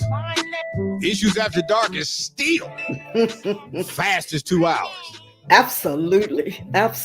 In broadcasting. I mean, I'm like, wow, we're at. I have to look up at the clock like it's We're at the half hour. We're at the we got a half hour left. Yeah, that's like 2 segments. Left. We got a comment here from Ronald Simpson. Yes, he's Ronald. Classic. Hey, he's Ronald. Classic. Yes. Ronald Simpson says, when you spoke up for the children at Alameda was one of your greatest moments for me, Dion. I appreciate that, brother. And the reason why I had to highlight that is there was a university, I think it was University of Chicago. They're doing a study on that, and they contacted me and said, hey, would you like to talk to us about what happened and all that type of stuff? So I did this full-blown interview with the university. I believe it was the University of Chicago. It was a grad student doing some work for the University of Chicago, and did this whole interview on that whole thing with Serve and Lesson 9 and all that kind of stuff. And it's funny because all of that stuff is now still kind of brewing and morphing into other forms. So it's wild what they're trying to do to children. And this whole, like we were talking about earlier about parents now not deciding. Well, you don't get to decide. You don't get to decide. Yeah. You don't get to decide their gender any different than you get to decide their eye color. I mean, unless you're going to get into eugenics, which is a whole different monster. Oh, yeah. You talk about test tube babies. Okay, maybe. Right. But blue eyes is blue. You're never going to. Here's what's funny. A child is born and the child is what? What's a good size? 5 pounds? Yeah, 5-6 pounds. The parents know, but I want him to be 7 pounds. What? They're 5 pounds. The scale says 5 pounds. Oh, well, the scale is subjective. I want my baby to be 5 pounds, and I want my baby to be, 3 feet. What? It's insidious. So now what we're going to do is to make people who don't have good thoughts of themselves, we're now going to tell them it's okay to not make a decision about your child's genetics or gender. Let your child get old enough to do that themselves. Now, wait, are we going to wait until they're 18? Are we going to wait until they're 21? Because you're telling me at 7 they can make this. I mean, can you imagine a child who knows they pee standing up and know that that's the boys' bathroom and know that those are girls and know that my friend's a boy, we throw rocks. Can you imagine how that parent is going to raise that child as if that child has no gender? I was thinking, who's going to inform the child about gender? How does the child learn about gender or the differences between gender? And since we're now non-binary, we are gender fluid, we are whatever the other terms are out there. Yeah. And then there are certain things specific to certain things. I mean, our little boys who are non-binary boys, are they to live life hoping to get pregnant? Are they to live life hoping to be moms? Do you understand? You saw the man that was pregnant, but it was because he was a woman and didn't have his womb or anything removed. Yeah. He didn't go on there. And let me tell you. And then they celebrated a pregnant man. No, that's not a pregnant man. It's not a pregnant man. Woman. No, man. Look, woman. Let me tell you. This is how I know you're not a man on the inside. You know how I know you're not a man on the inside? There is not a man in the history of manhood who has desired to be pregnant. I'm sorry. Okay. Let's get to the final question I have for you before we go into the next. And you've shared a lot. And I'm sure that's raised a lot more questions for the listeners that we maybe can address at a different time. But the last statement you made before we went to break and we're now back was that you went into the cave. Yes. You went into the cave. Yes. All right. So my presumption is that you are now slowly making your way out of the cave, or you're out the cave full blown. What's your mission now? You're out of the cave. You first, the process of being in the cave, and now what is your mission now that you're out of the cave? So the process of being in the cave was twofold. I needed to protect myself from myself. So I needed to be deep in that cave in the dark by myself, because the animosity that had been brewing and the confusion of where my lot in life was did not have me suicidal, but it did have me mentally reckless. Okay. Meaning, I'm gonna get you back. He was about to tell some stuff. I'm gonna get you back. And when I get you, you ain't gonna even know you been got. We talking about the Count of Monte Cristo, you know? Mm-hmm. But at the same time, I'm thinking, man, that ain't the will of God for your life, man. Mm-hmm. You don't even promote violence. You talk like that, but you really would never seek to hurt nobody like that. And then I think another reason, now let me tell you the awkward blessing of being in the cave. It made me, I don't know if this is the best way to say it, but I'll just say it. It made me love my wife more. Mm-hmm. Being in the cave, there was only one person willing to come in there. Right. And it was Letitia. My kids didn't know, but Letitia knows me. Yeah. And Letitia knows that my mood, my ability, she's always talking the giftedness. She's always talking, you know, Dion, this is what you can do. This, and I'm like, well, how? Yes. So finally one day I told her, how do you figure that? We don't even have the resources. She says, we're gonna find a way. And then I had a conversation with Mo Kelly, and Mo Kelly gave me the way. And I said, you know what? Now's the time. I'm listening to all these other people talk. And I'm like, for 10 years, I gave y'all the ability to take what I've done and build on it. And nobody could do it. People have done podcasts, never even told me they were doing podcasts. People doing shows where they're inviting guests. Never even thought to ask me to be a guest. Yeah. People doing stuff. People took the platform that I built for them, and now they're trying to do those platforms on their own without me. Okay. Right. No problem. Right. No problem. And I let it go. Now I'm at a position where, you know what? There are a lot of things happening in this world, and I'm having all these conversations with Letitia. And Letitia would always say, that's why you need to be back on radio. That's why you need to be doing this. Because people need to hear this. Right. And so again, after having a conversation with Mo Kelly, who had to bring me up to speed on what technology was doing. Because another thing that was slowing me down was the whole technological aspect of all of this. Right. And he was like, no, we're well beyond that now. Now you just need to do this. And then we go through the process of figuring out, well, what do we want to call this thing? Do we call it RMG Rebooted? I said, no. If we call it RMG Rebooted, it's going to have people who were former broadcasters believing that they can just come back and start broadcasting. And we are definitely building something different. Not that some broadcasters and personalities that you knew in RMG won't be on Bitter Cup, but the processes whereby they will be on Bitter Cup are radically different. Okay. Right. The vetting process and all that stuff, radically different. So we're looking at ARC Publishing, so we're looking at all these names. Letitia and I are looking at all these names. And when we're looking at all these names, we would go online to see if these names existed somewhere, because the last thing we wanted is to have to do something like part 2 or underscore, this, that, and other. We wanted it to be clean. Right. And so we spent hours in the room just kind of going over, getting frustrated. I don't make no sense. Oh, that's stupid. Oh, that's a good one. Let's check that out. And then we find out, that 15 people use that name. And so we were like, forget it. And so finally I was getting up to walk out of the room, and the words Bitter Cup. Yes. And I looked at her and I said, you know what? Bitter Cup Media. And it clicked. Now, what does it mean? What it means is God has given me something that in order for me to fulfill the vision he has for my life, in order for me to operate completely in the calling that God wants me to operate, he has provided me this beverage, these ingredients, this nourishment. The problem, every time I reach to replenish, it's gonna cut me.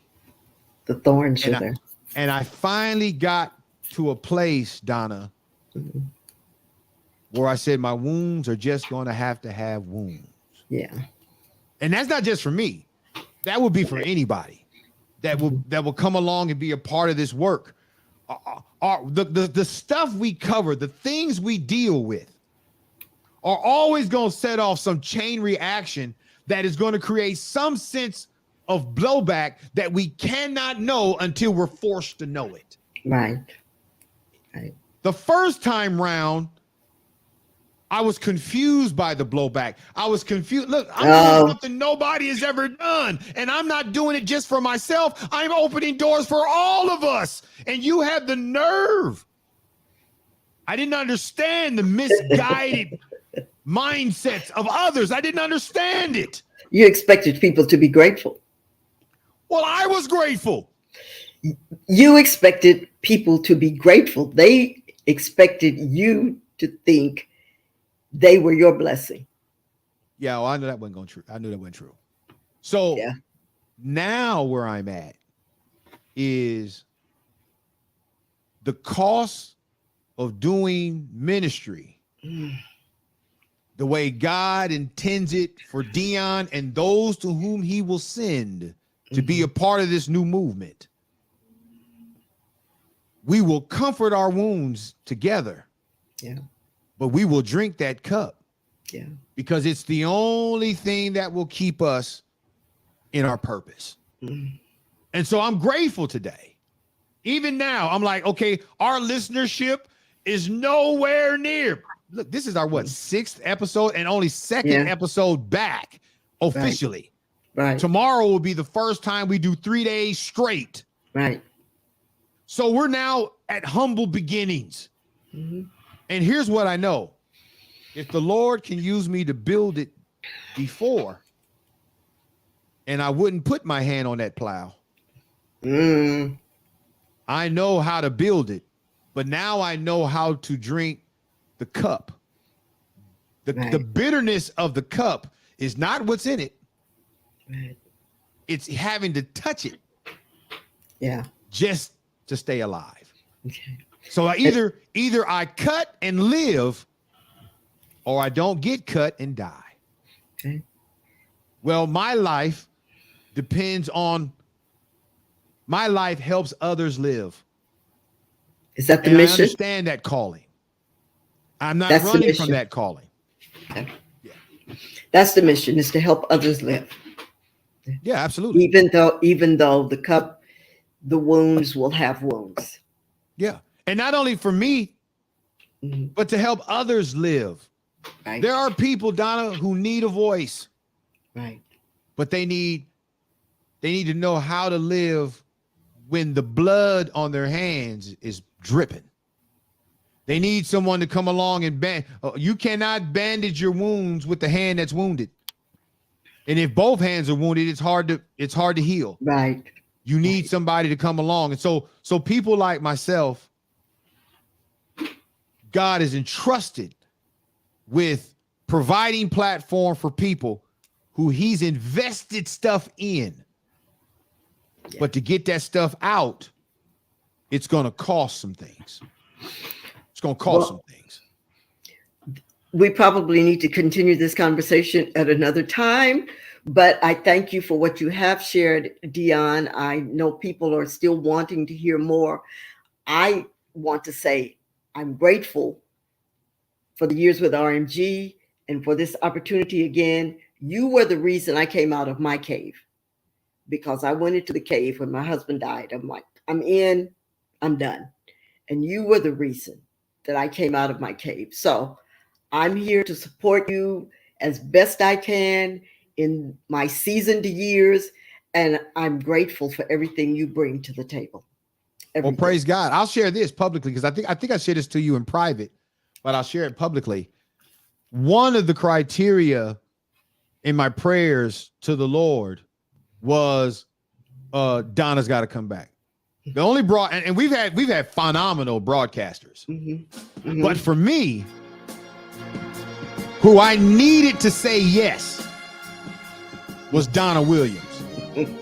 And when I knew that God preserved you to do this work, to redo this particular Issues After Dark, the foundation that'll build it all, When you said yes, ain't no stopping us now.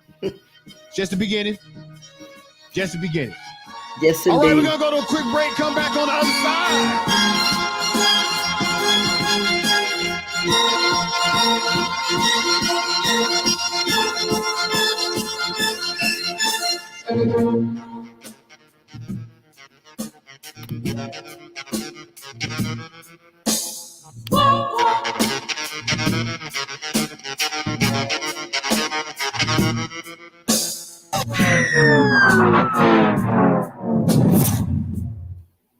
One, two, three, say.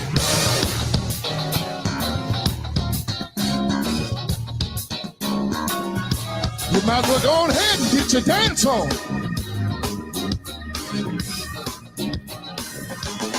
Jesus, be open. I'm asking you to protect me.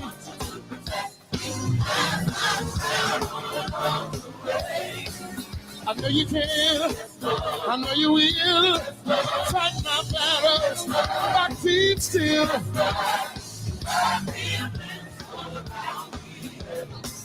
Give me a strength one more time and be offense. Say offense. I see you there, I see you. I'm asking you to protect.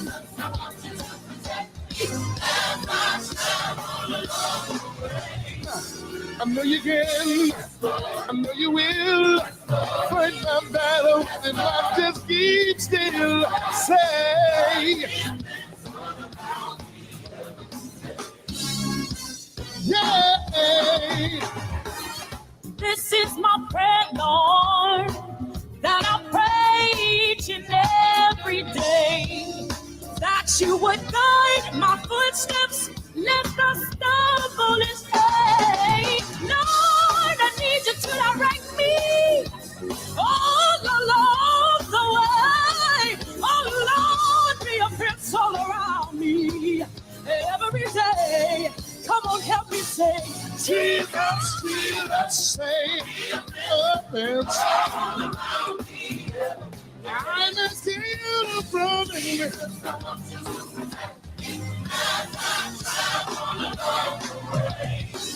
I know you can, I know you will. Fight my battles if I just keep still and say,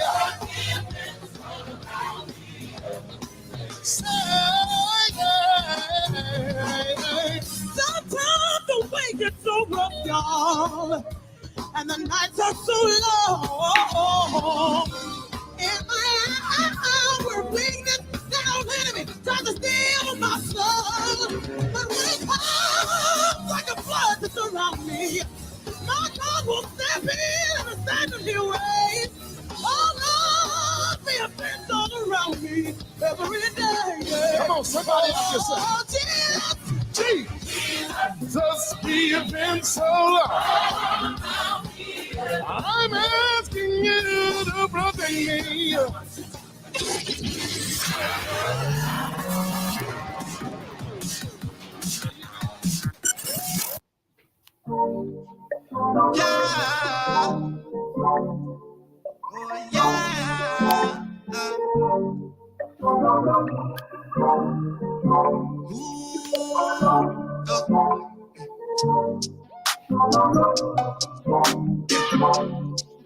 Travis Scott, Tucker, hey.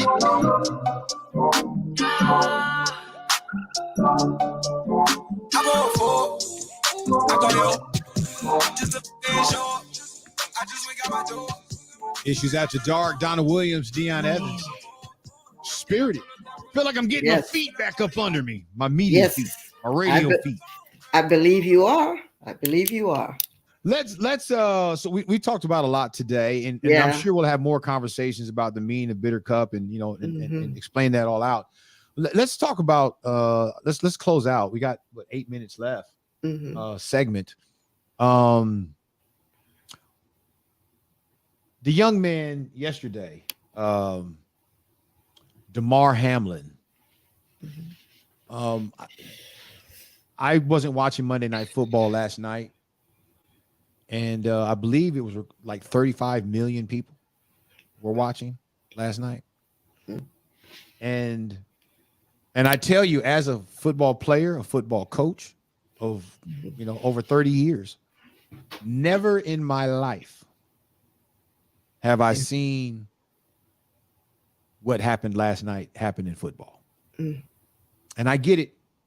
Football has been under attack for a while, and for many reasons, and a lot of those reasons, very legit.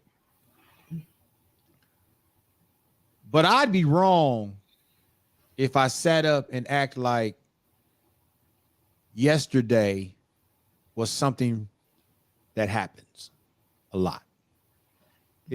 I don't know in the history of football anything like that has ever happened. I'm gonna tell you right now, never have you seen an NFL football game? That's the highest level of the sport. Yeah. Where CPR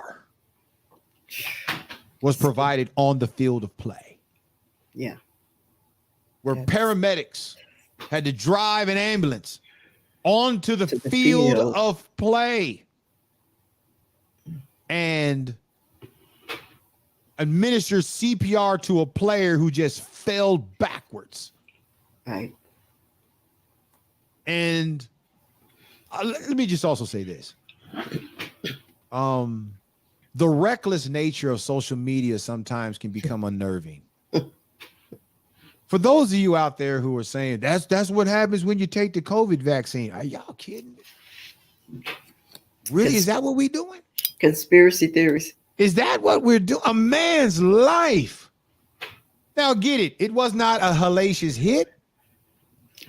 T. Higgins, number 85, the new 85 for the Cincinnati Bengals. He didn't do anything dirty by putting his shoulder pad in that linebacker in the safety's chest. That's what we teach.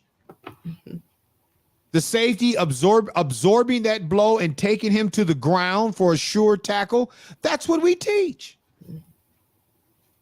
There's nothing dirty about, nothing difficult about that play. Now, I do wonder, what kind of shoulder pads did he have on? And if those shoulder pads was lace tight. Because sometimes, if there's one thing I learned about DBs, DB group, it's a group of people who typically play loose. They don't like wearing knee pads. They don't like wearing thigh pads. They don't like wearing hip pads. They don't like wearing nothing lower leg.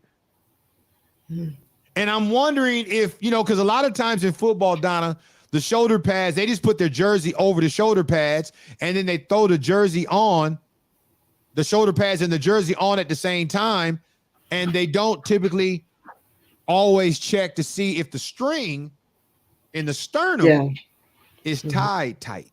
Oh, okay. So like when my son plays, I always take my finger and stick it in his chest to see if my finger will touch his chest.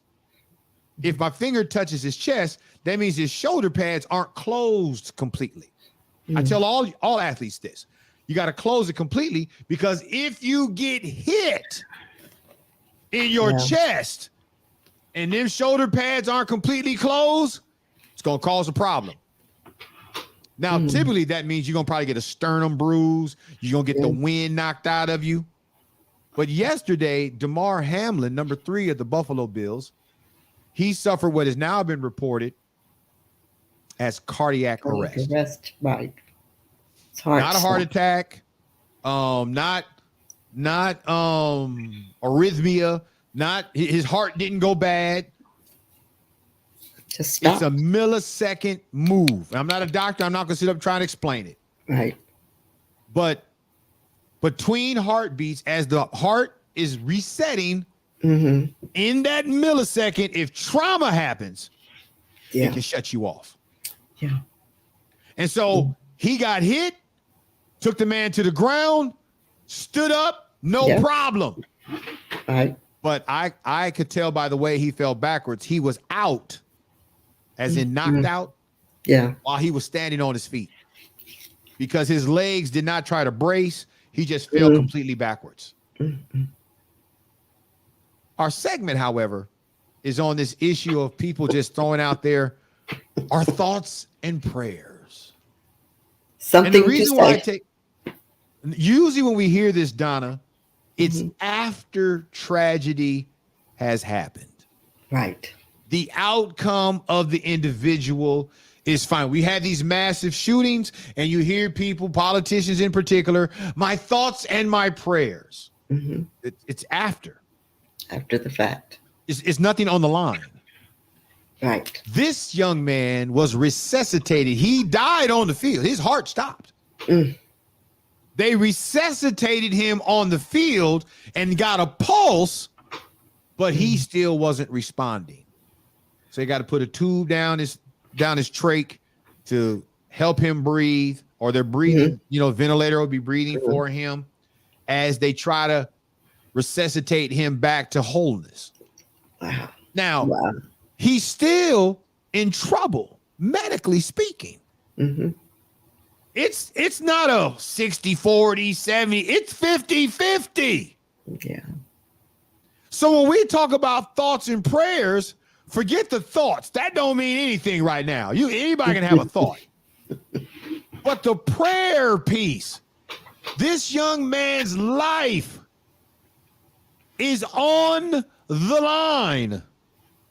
Prayer matters right now. It's not final. He's not gone. Right. So are we going to bombard heaven with prayer on behalf of the young man? Or are we just going to talk about prayer? Help me, Donna. Dion, it's become such a cliche that I don't know if people, maybe they pray in the moment, oh God, help, or whatever deity they name. But the thoughts and prayers are such a cliche. I don't know if people are really entering into earnest, deep down, genuine calling out to God for this young man to recover, and to recover fully, and to recover with brain processes still intact. Or are we just saying thoughts and prayers? Maybe that's our prayer. Well, let me challenge this. Find me a religion or world faith that teaches on prayer, that tells you how to pray. Biblical Christianity. Yeah.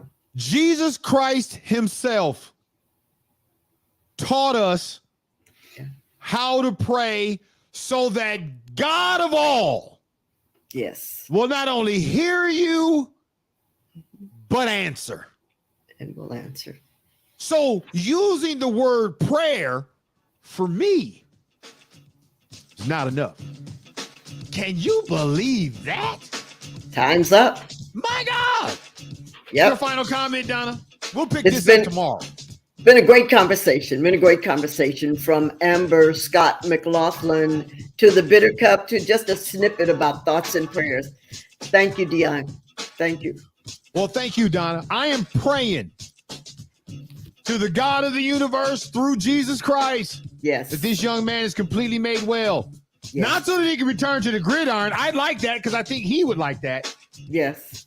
But I'm praying because I want you to know that there is a God to glorify, and he can raise this young man. But even if he don't, it's not that he can't. All right, y'all. God. Good night. God bless. See you tomorrow night. Yes. You have been listening to Issues After Dark with Donna Williams and Dion Evans. Follow updates regarding Issues After Dark on Bitter Cup Media. Follow Bitter Cup Media on your favorite social media platform. Listen live each night, 9 p.m. to 11 p.m. Join the conversations and please ensure your support. Donations to support this broadcast can be sent to Cash App, Venmo, or Zelle at Bitter Cup Media. And as our hosts would say, good night and God bless you.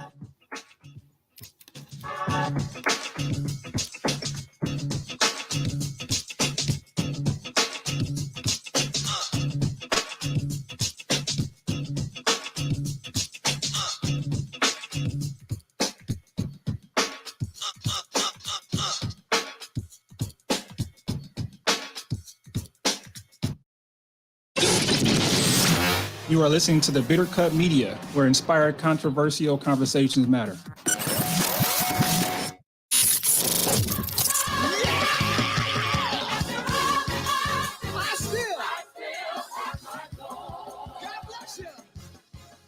Thank you for tuning in to Bitter Cup Media for your broadcast needs. Follow us on Facebook, Twitter, Instagram, and YouTube. Search Bitter Cup Media. Tell a friend, coworker, or family member to join you in listening to our cutting-edge radio broadcast. Remember this, even if our hearts condemn us, God is greater than our hearts, and He knows all things. Bitter Cup Media, signing off.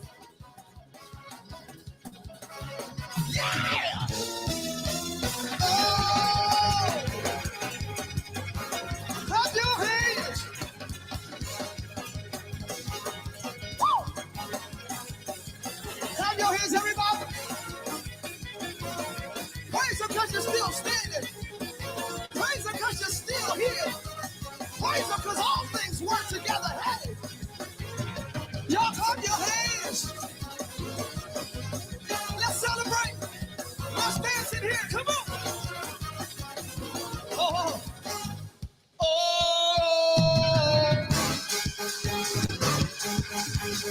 Let's go. Come on. Let's go. Come on. Let's go. Come on. Let's go. Come on. You're not jumping. You're not praising.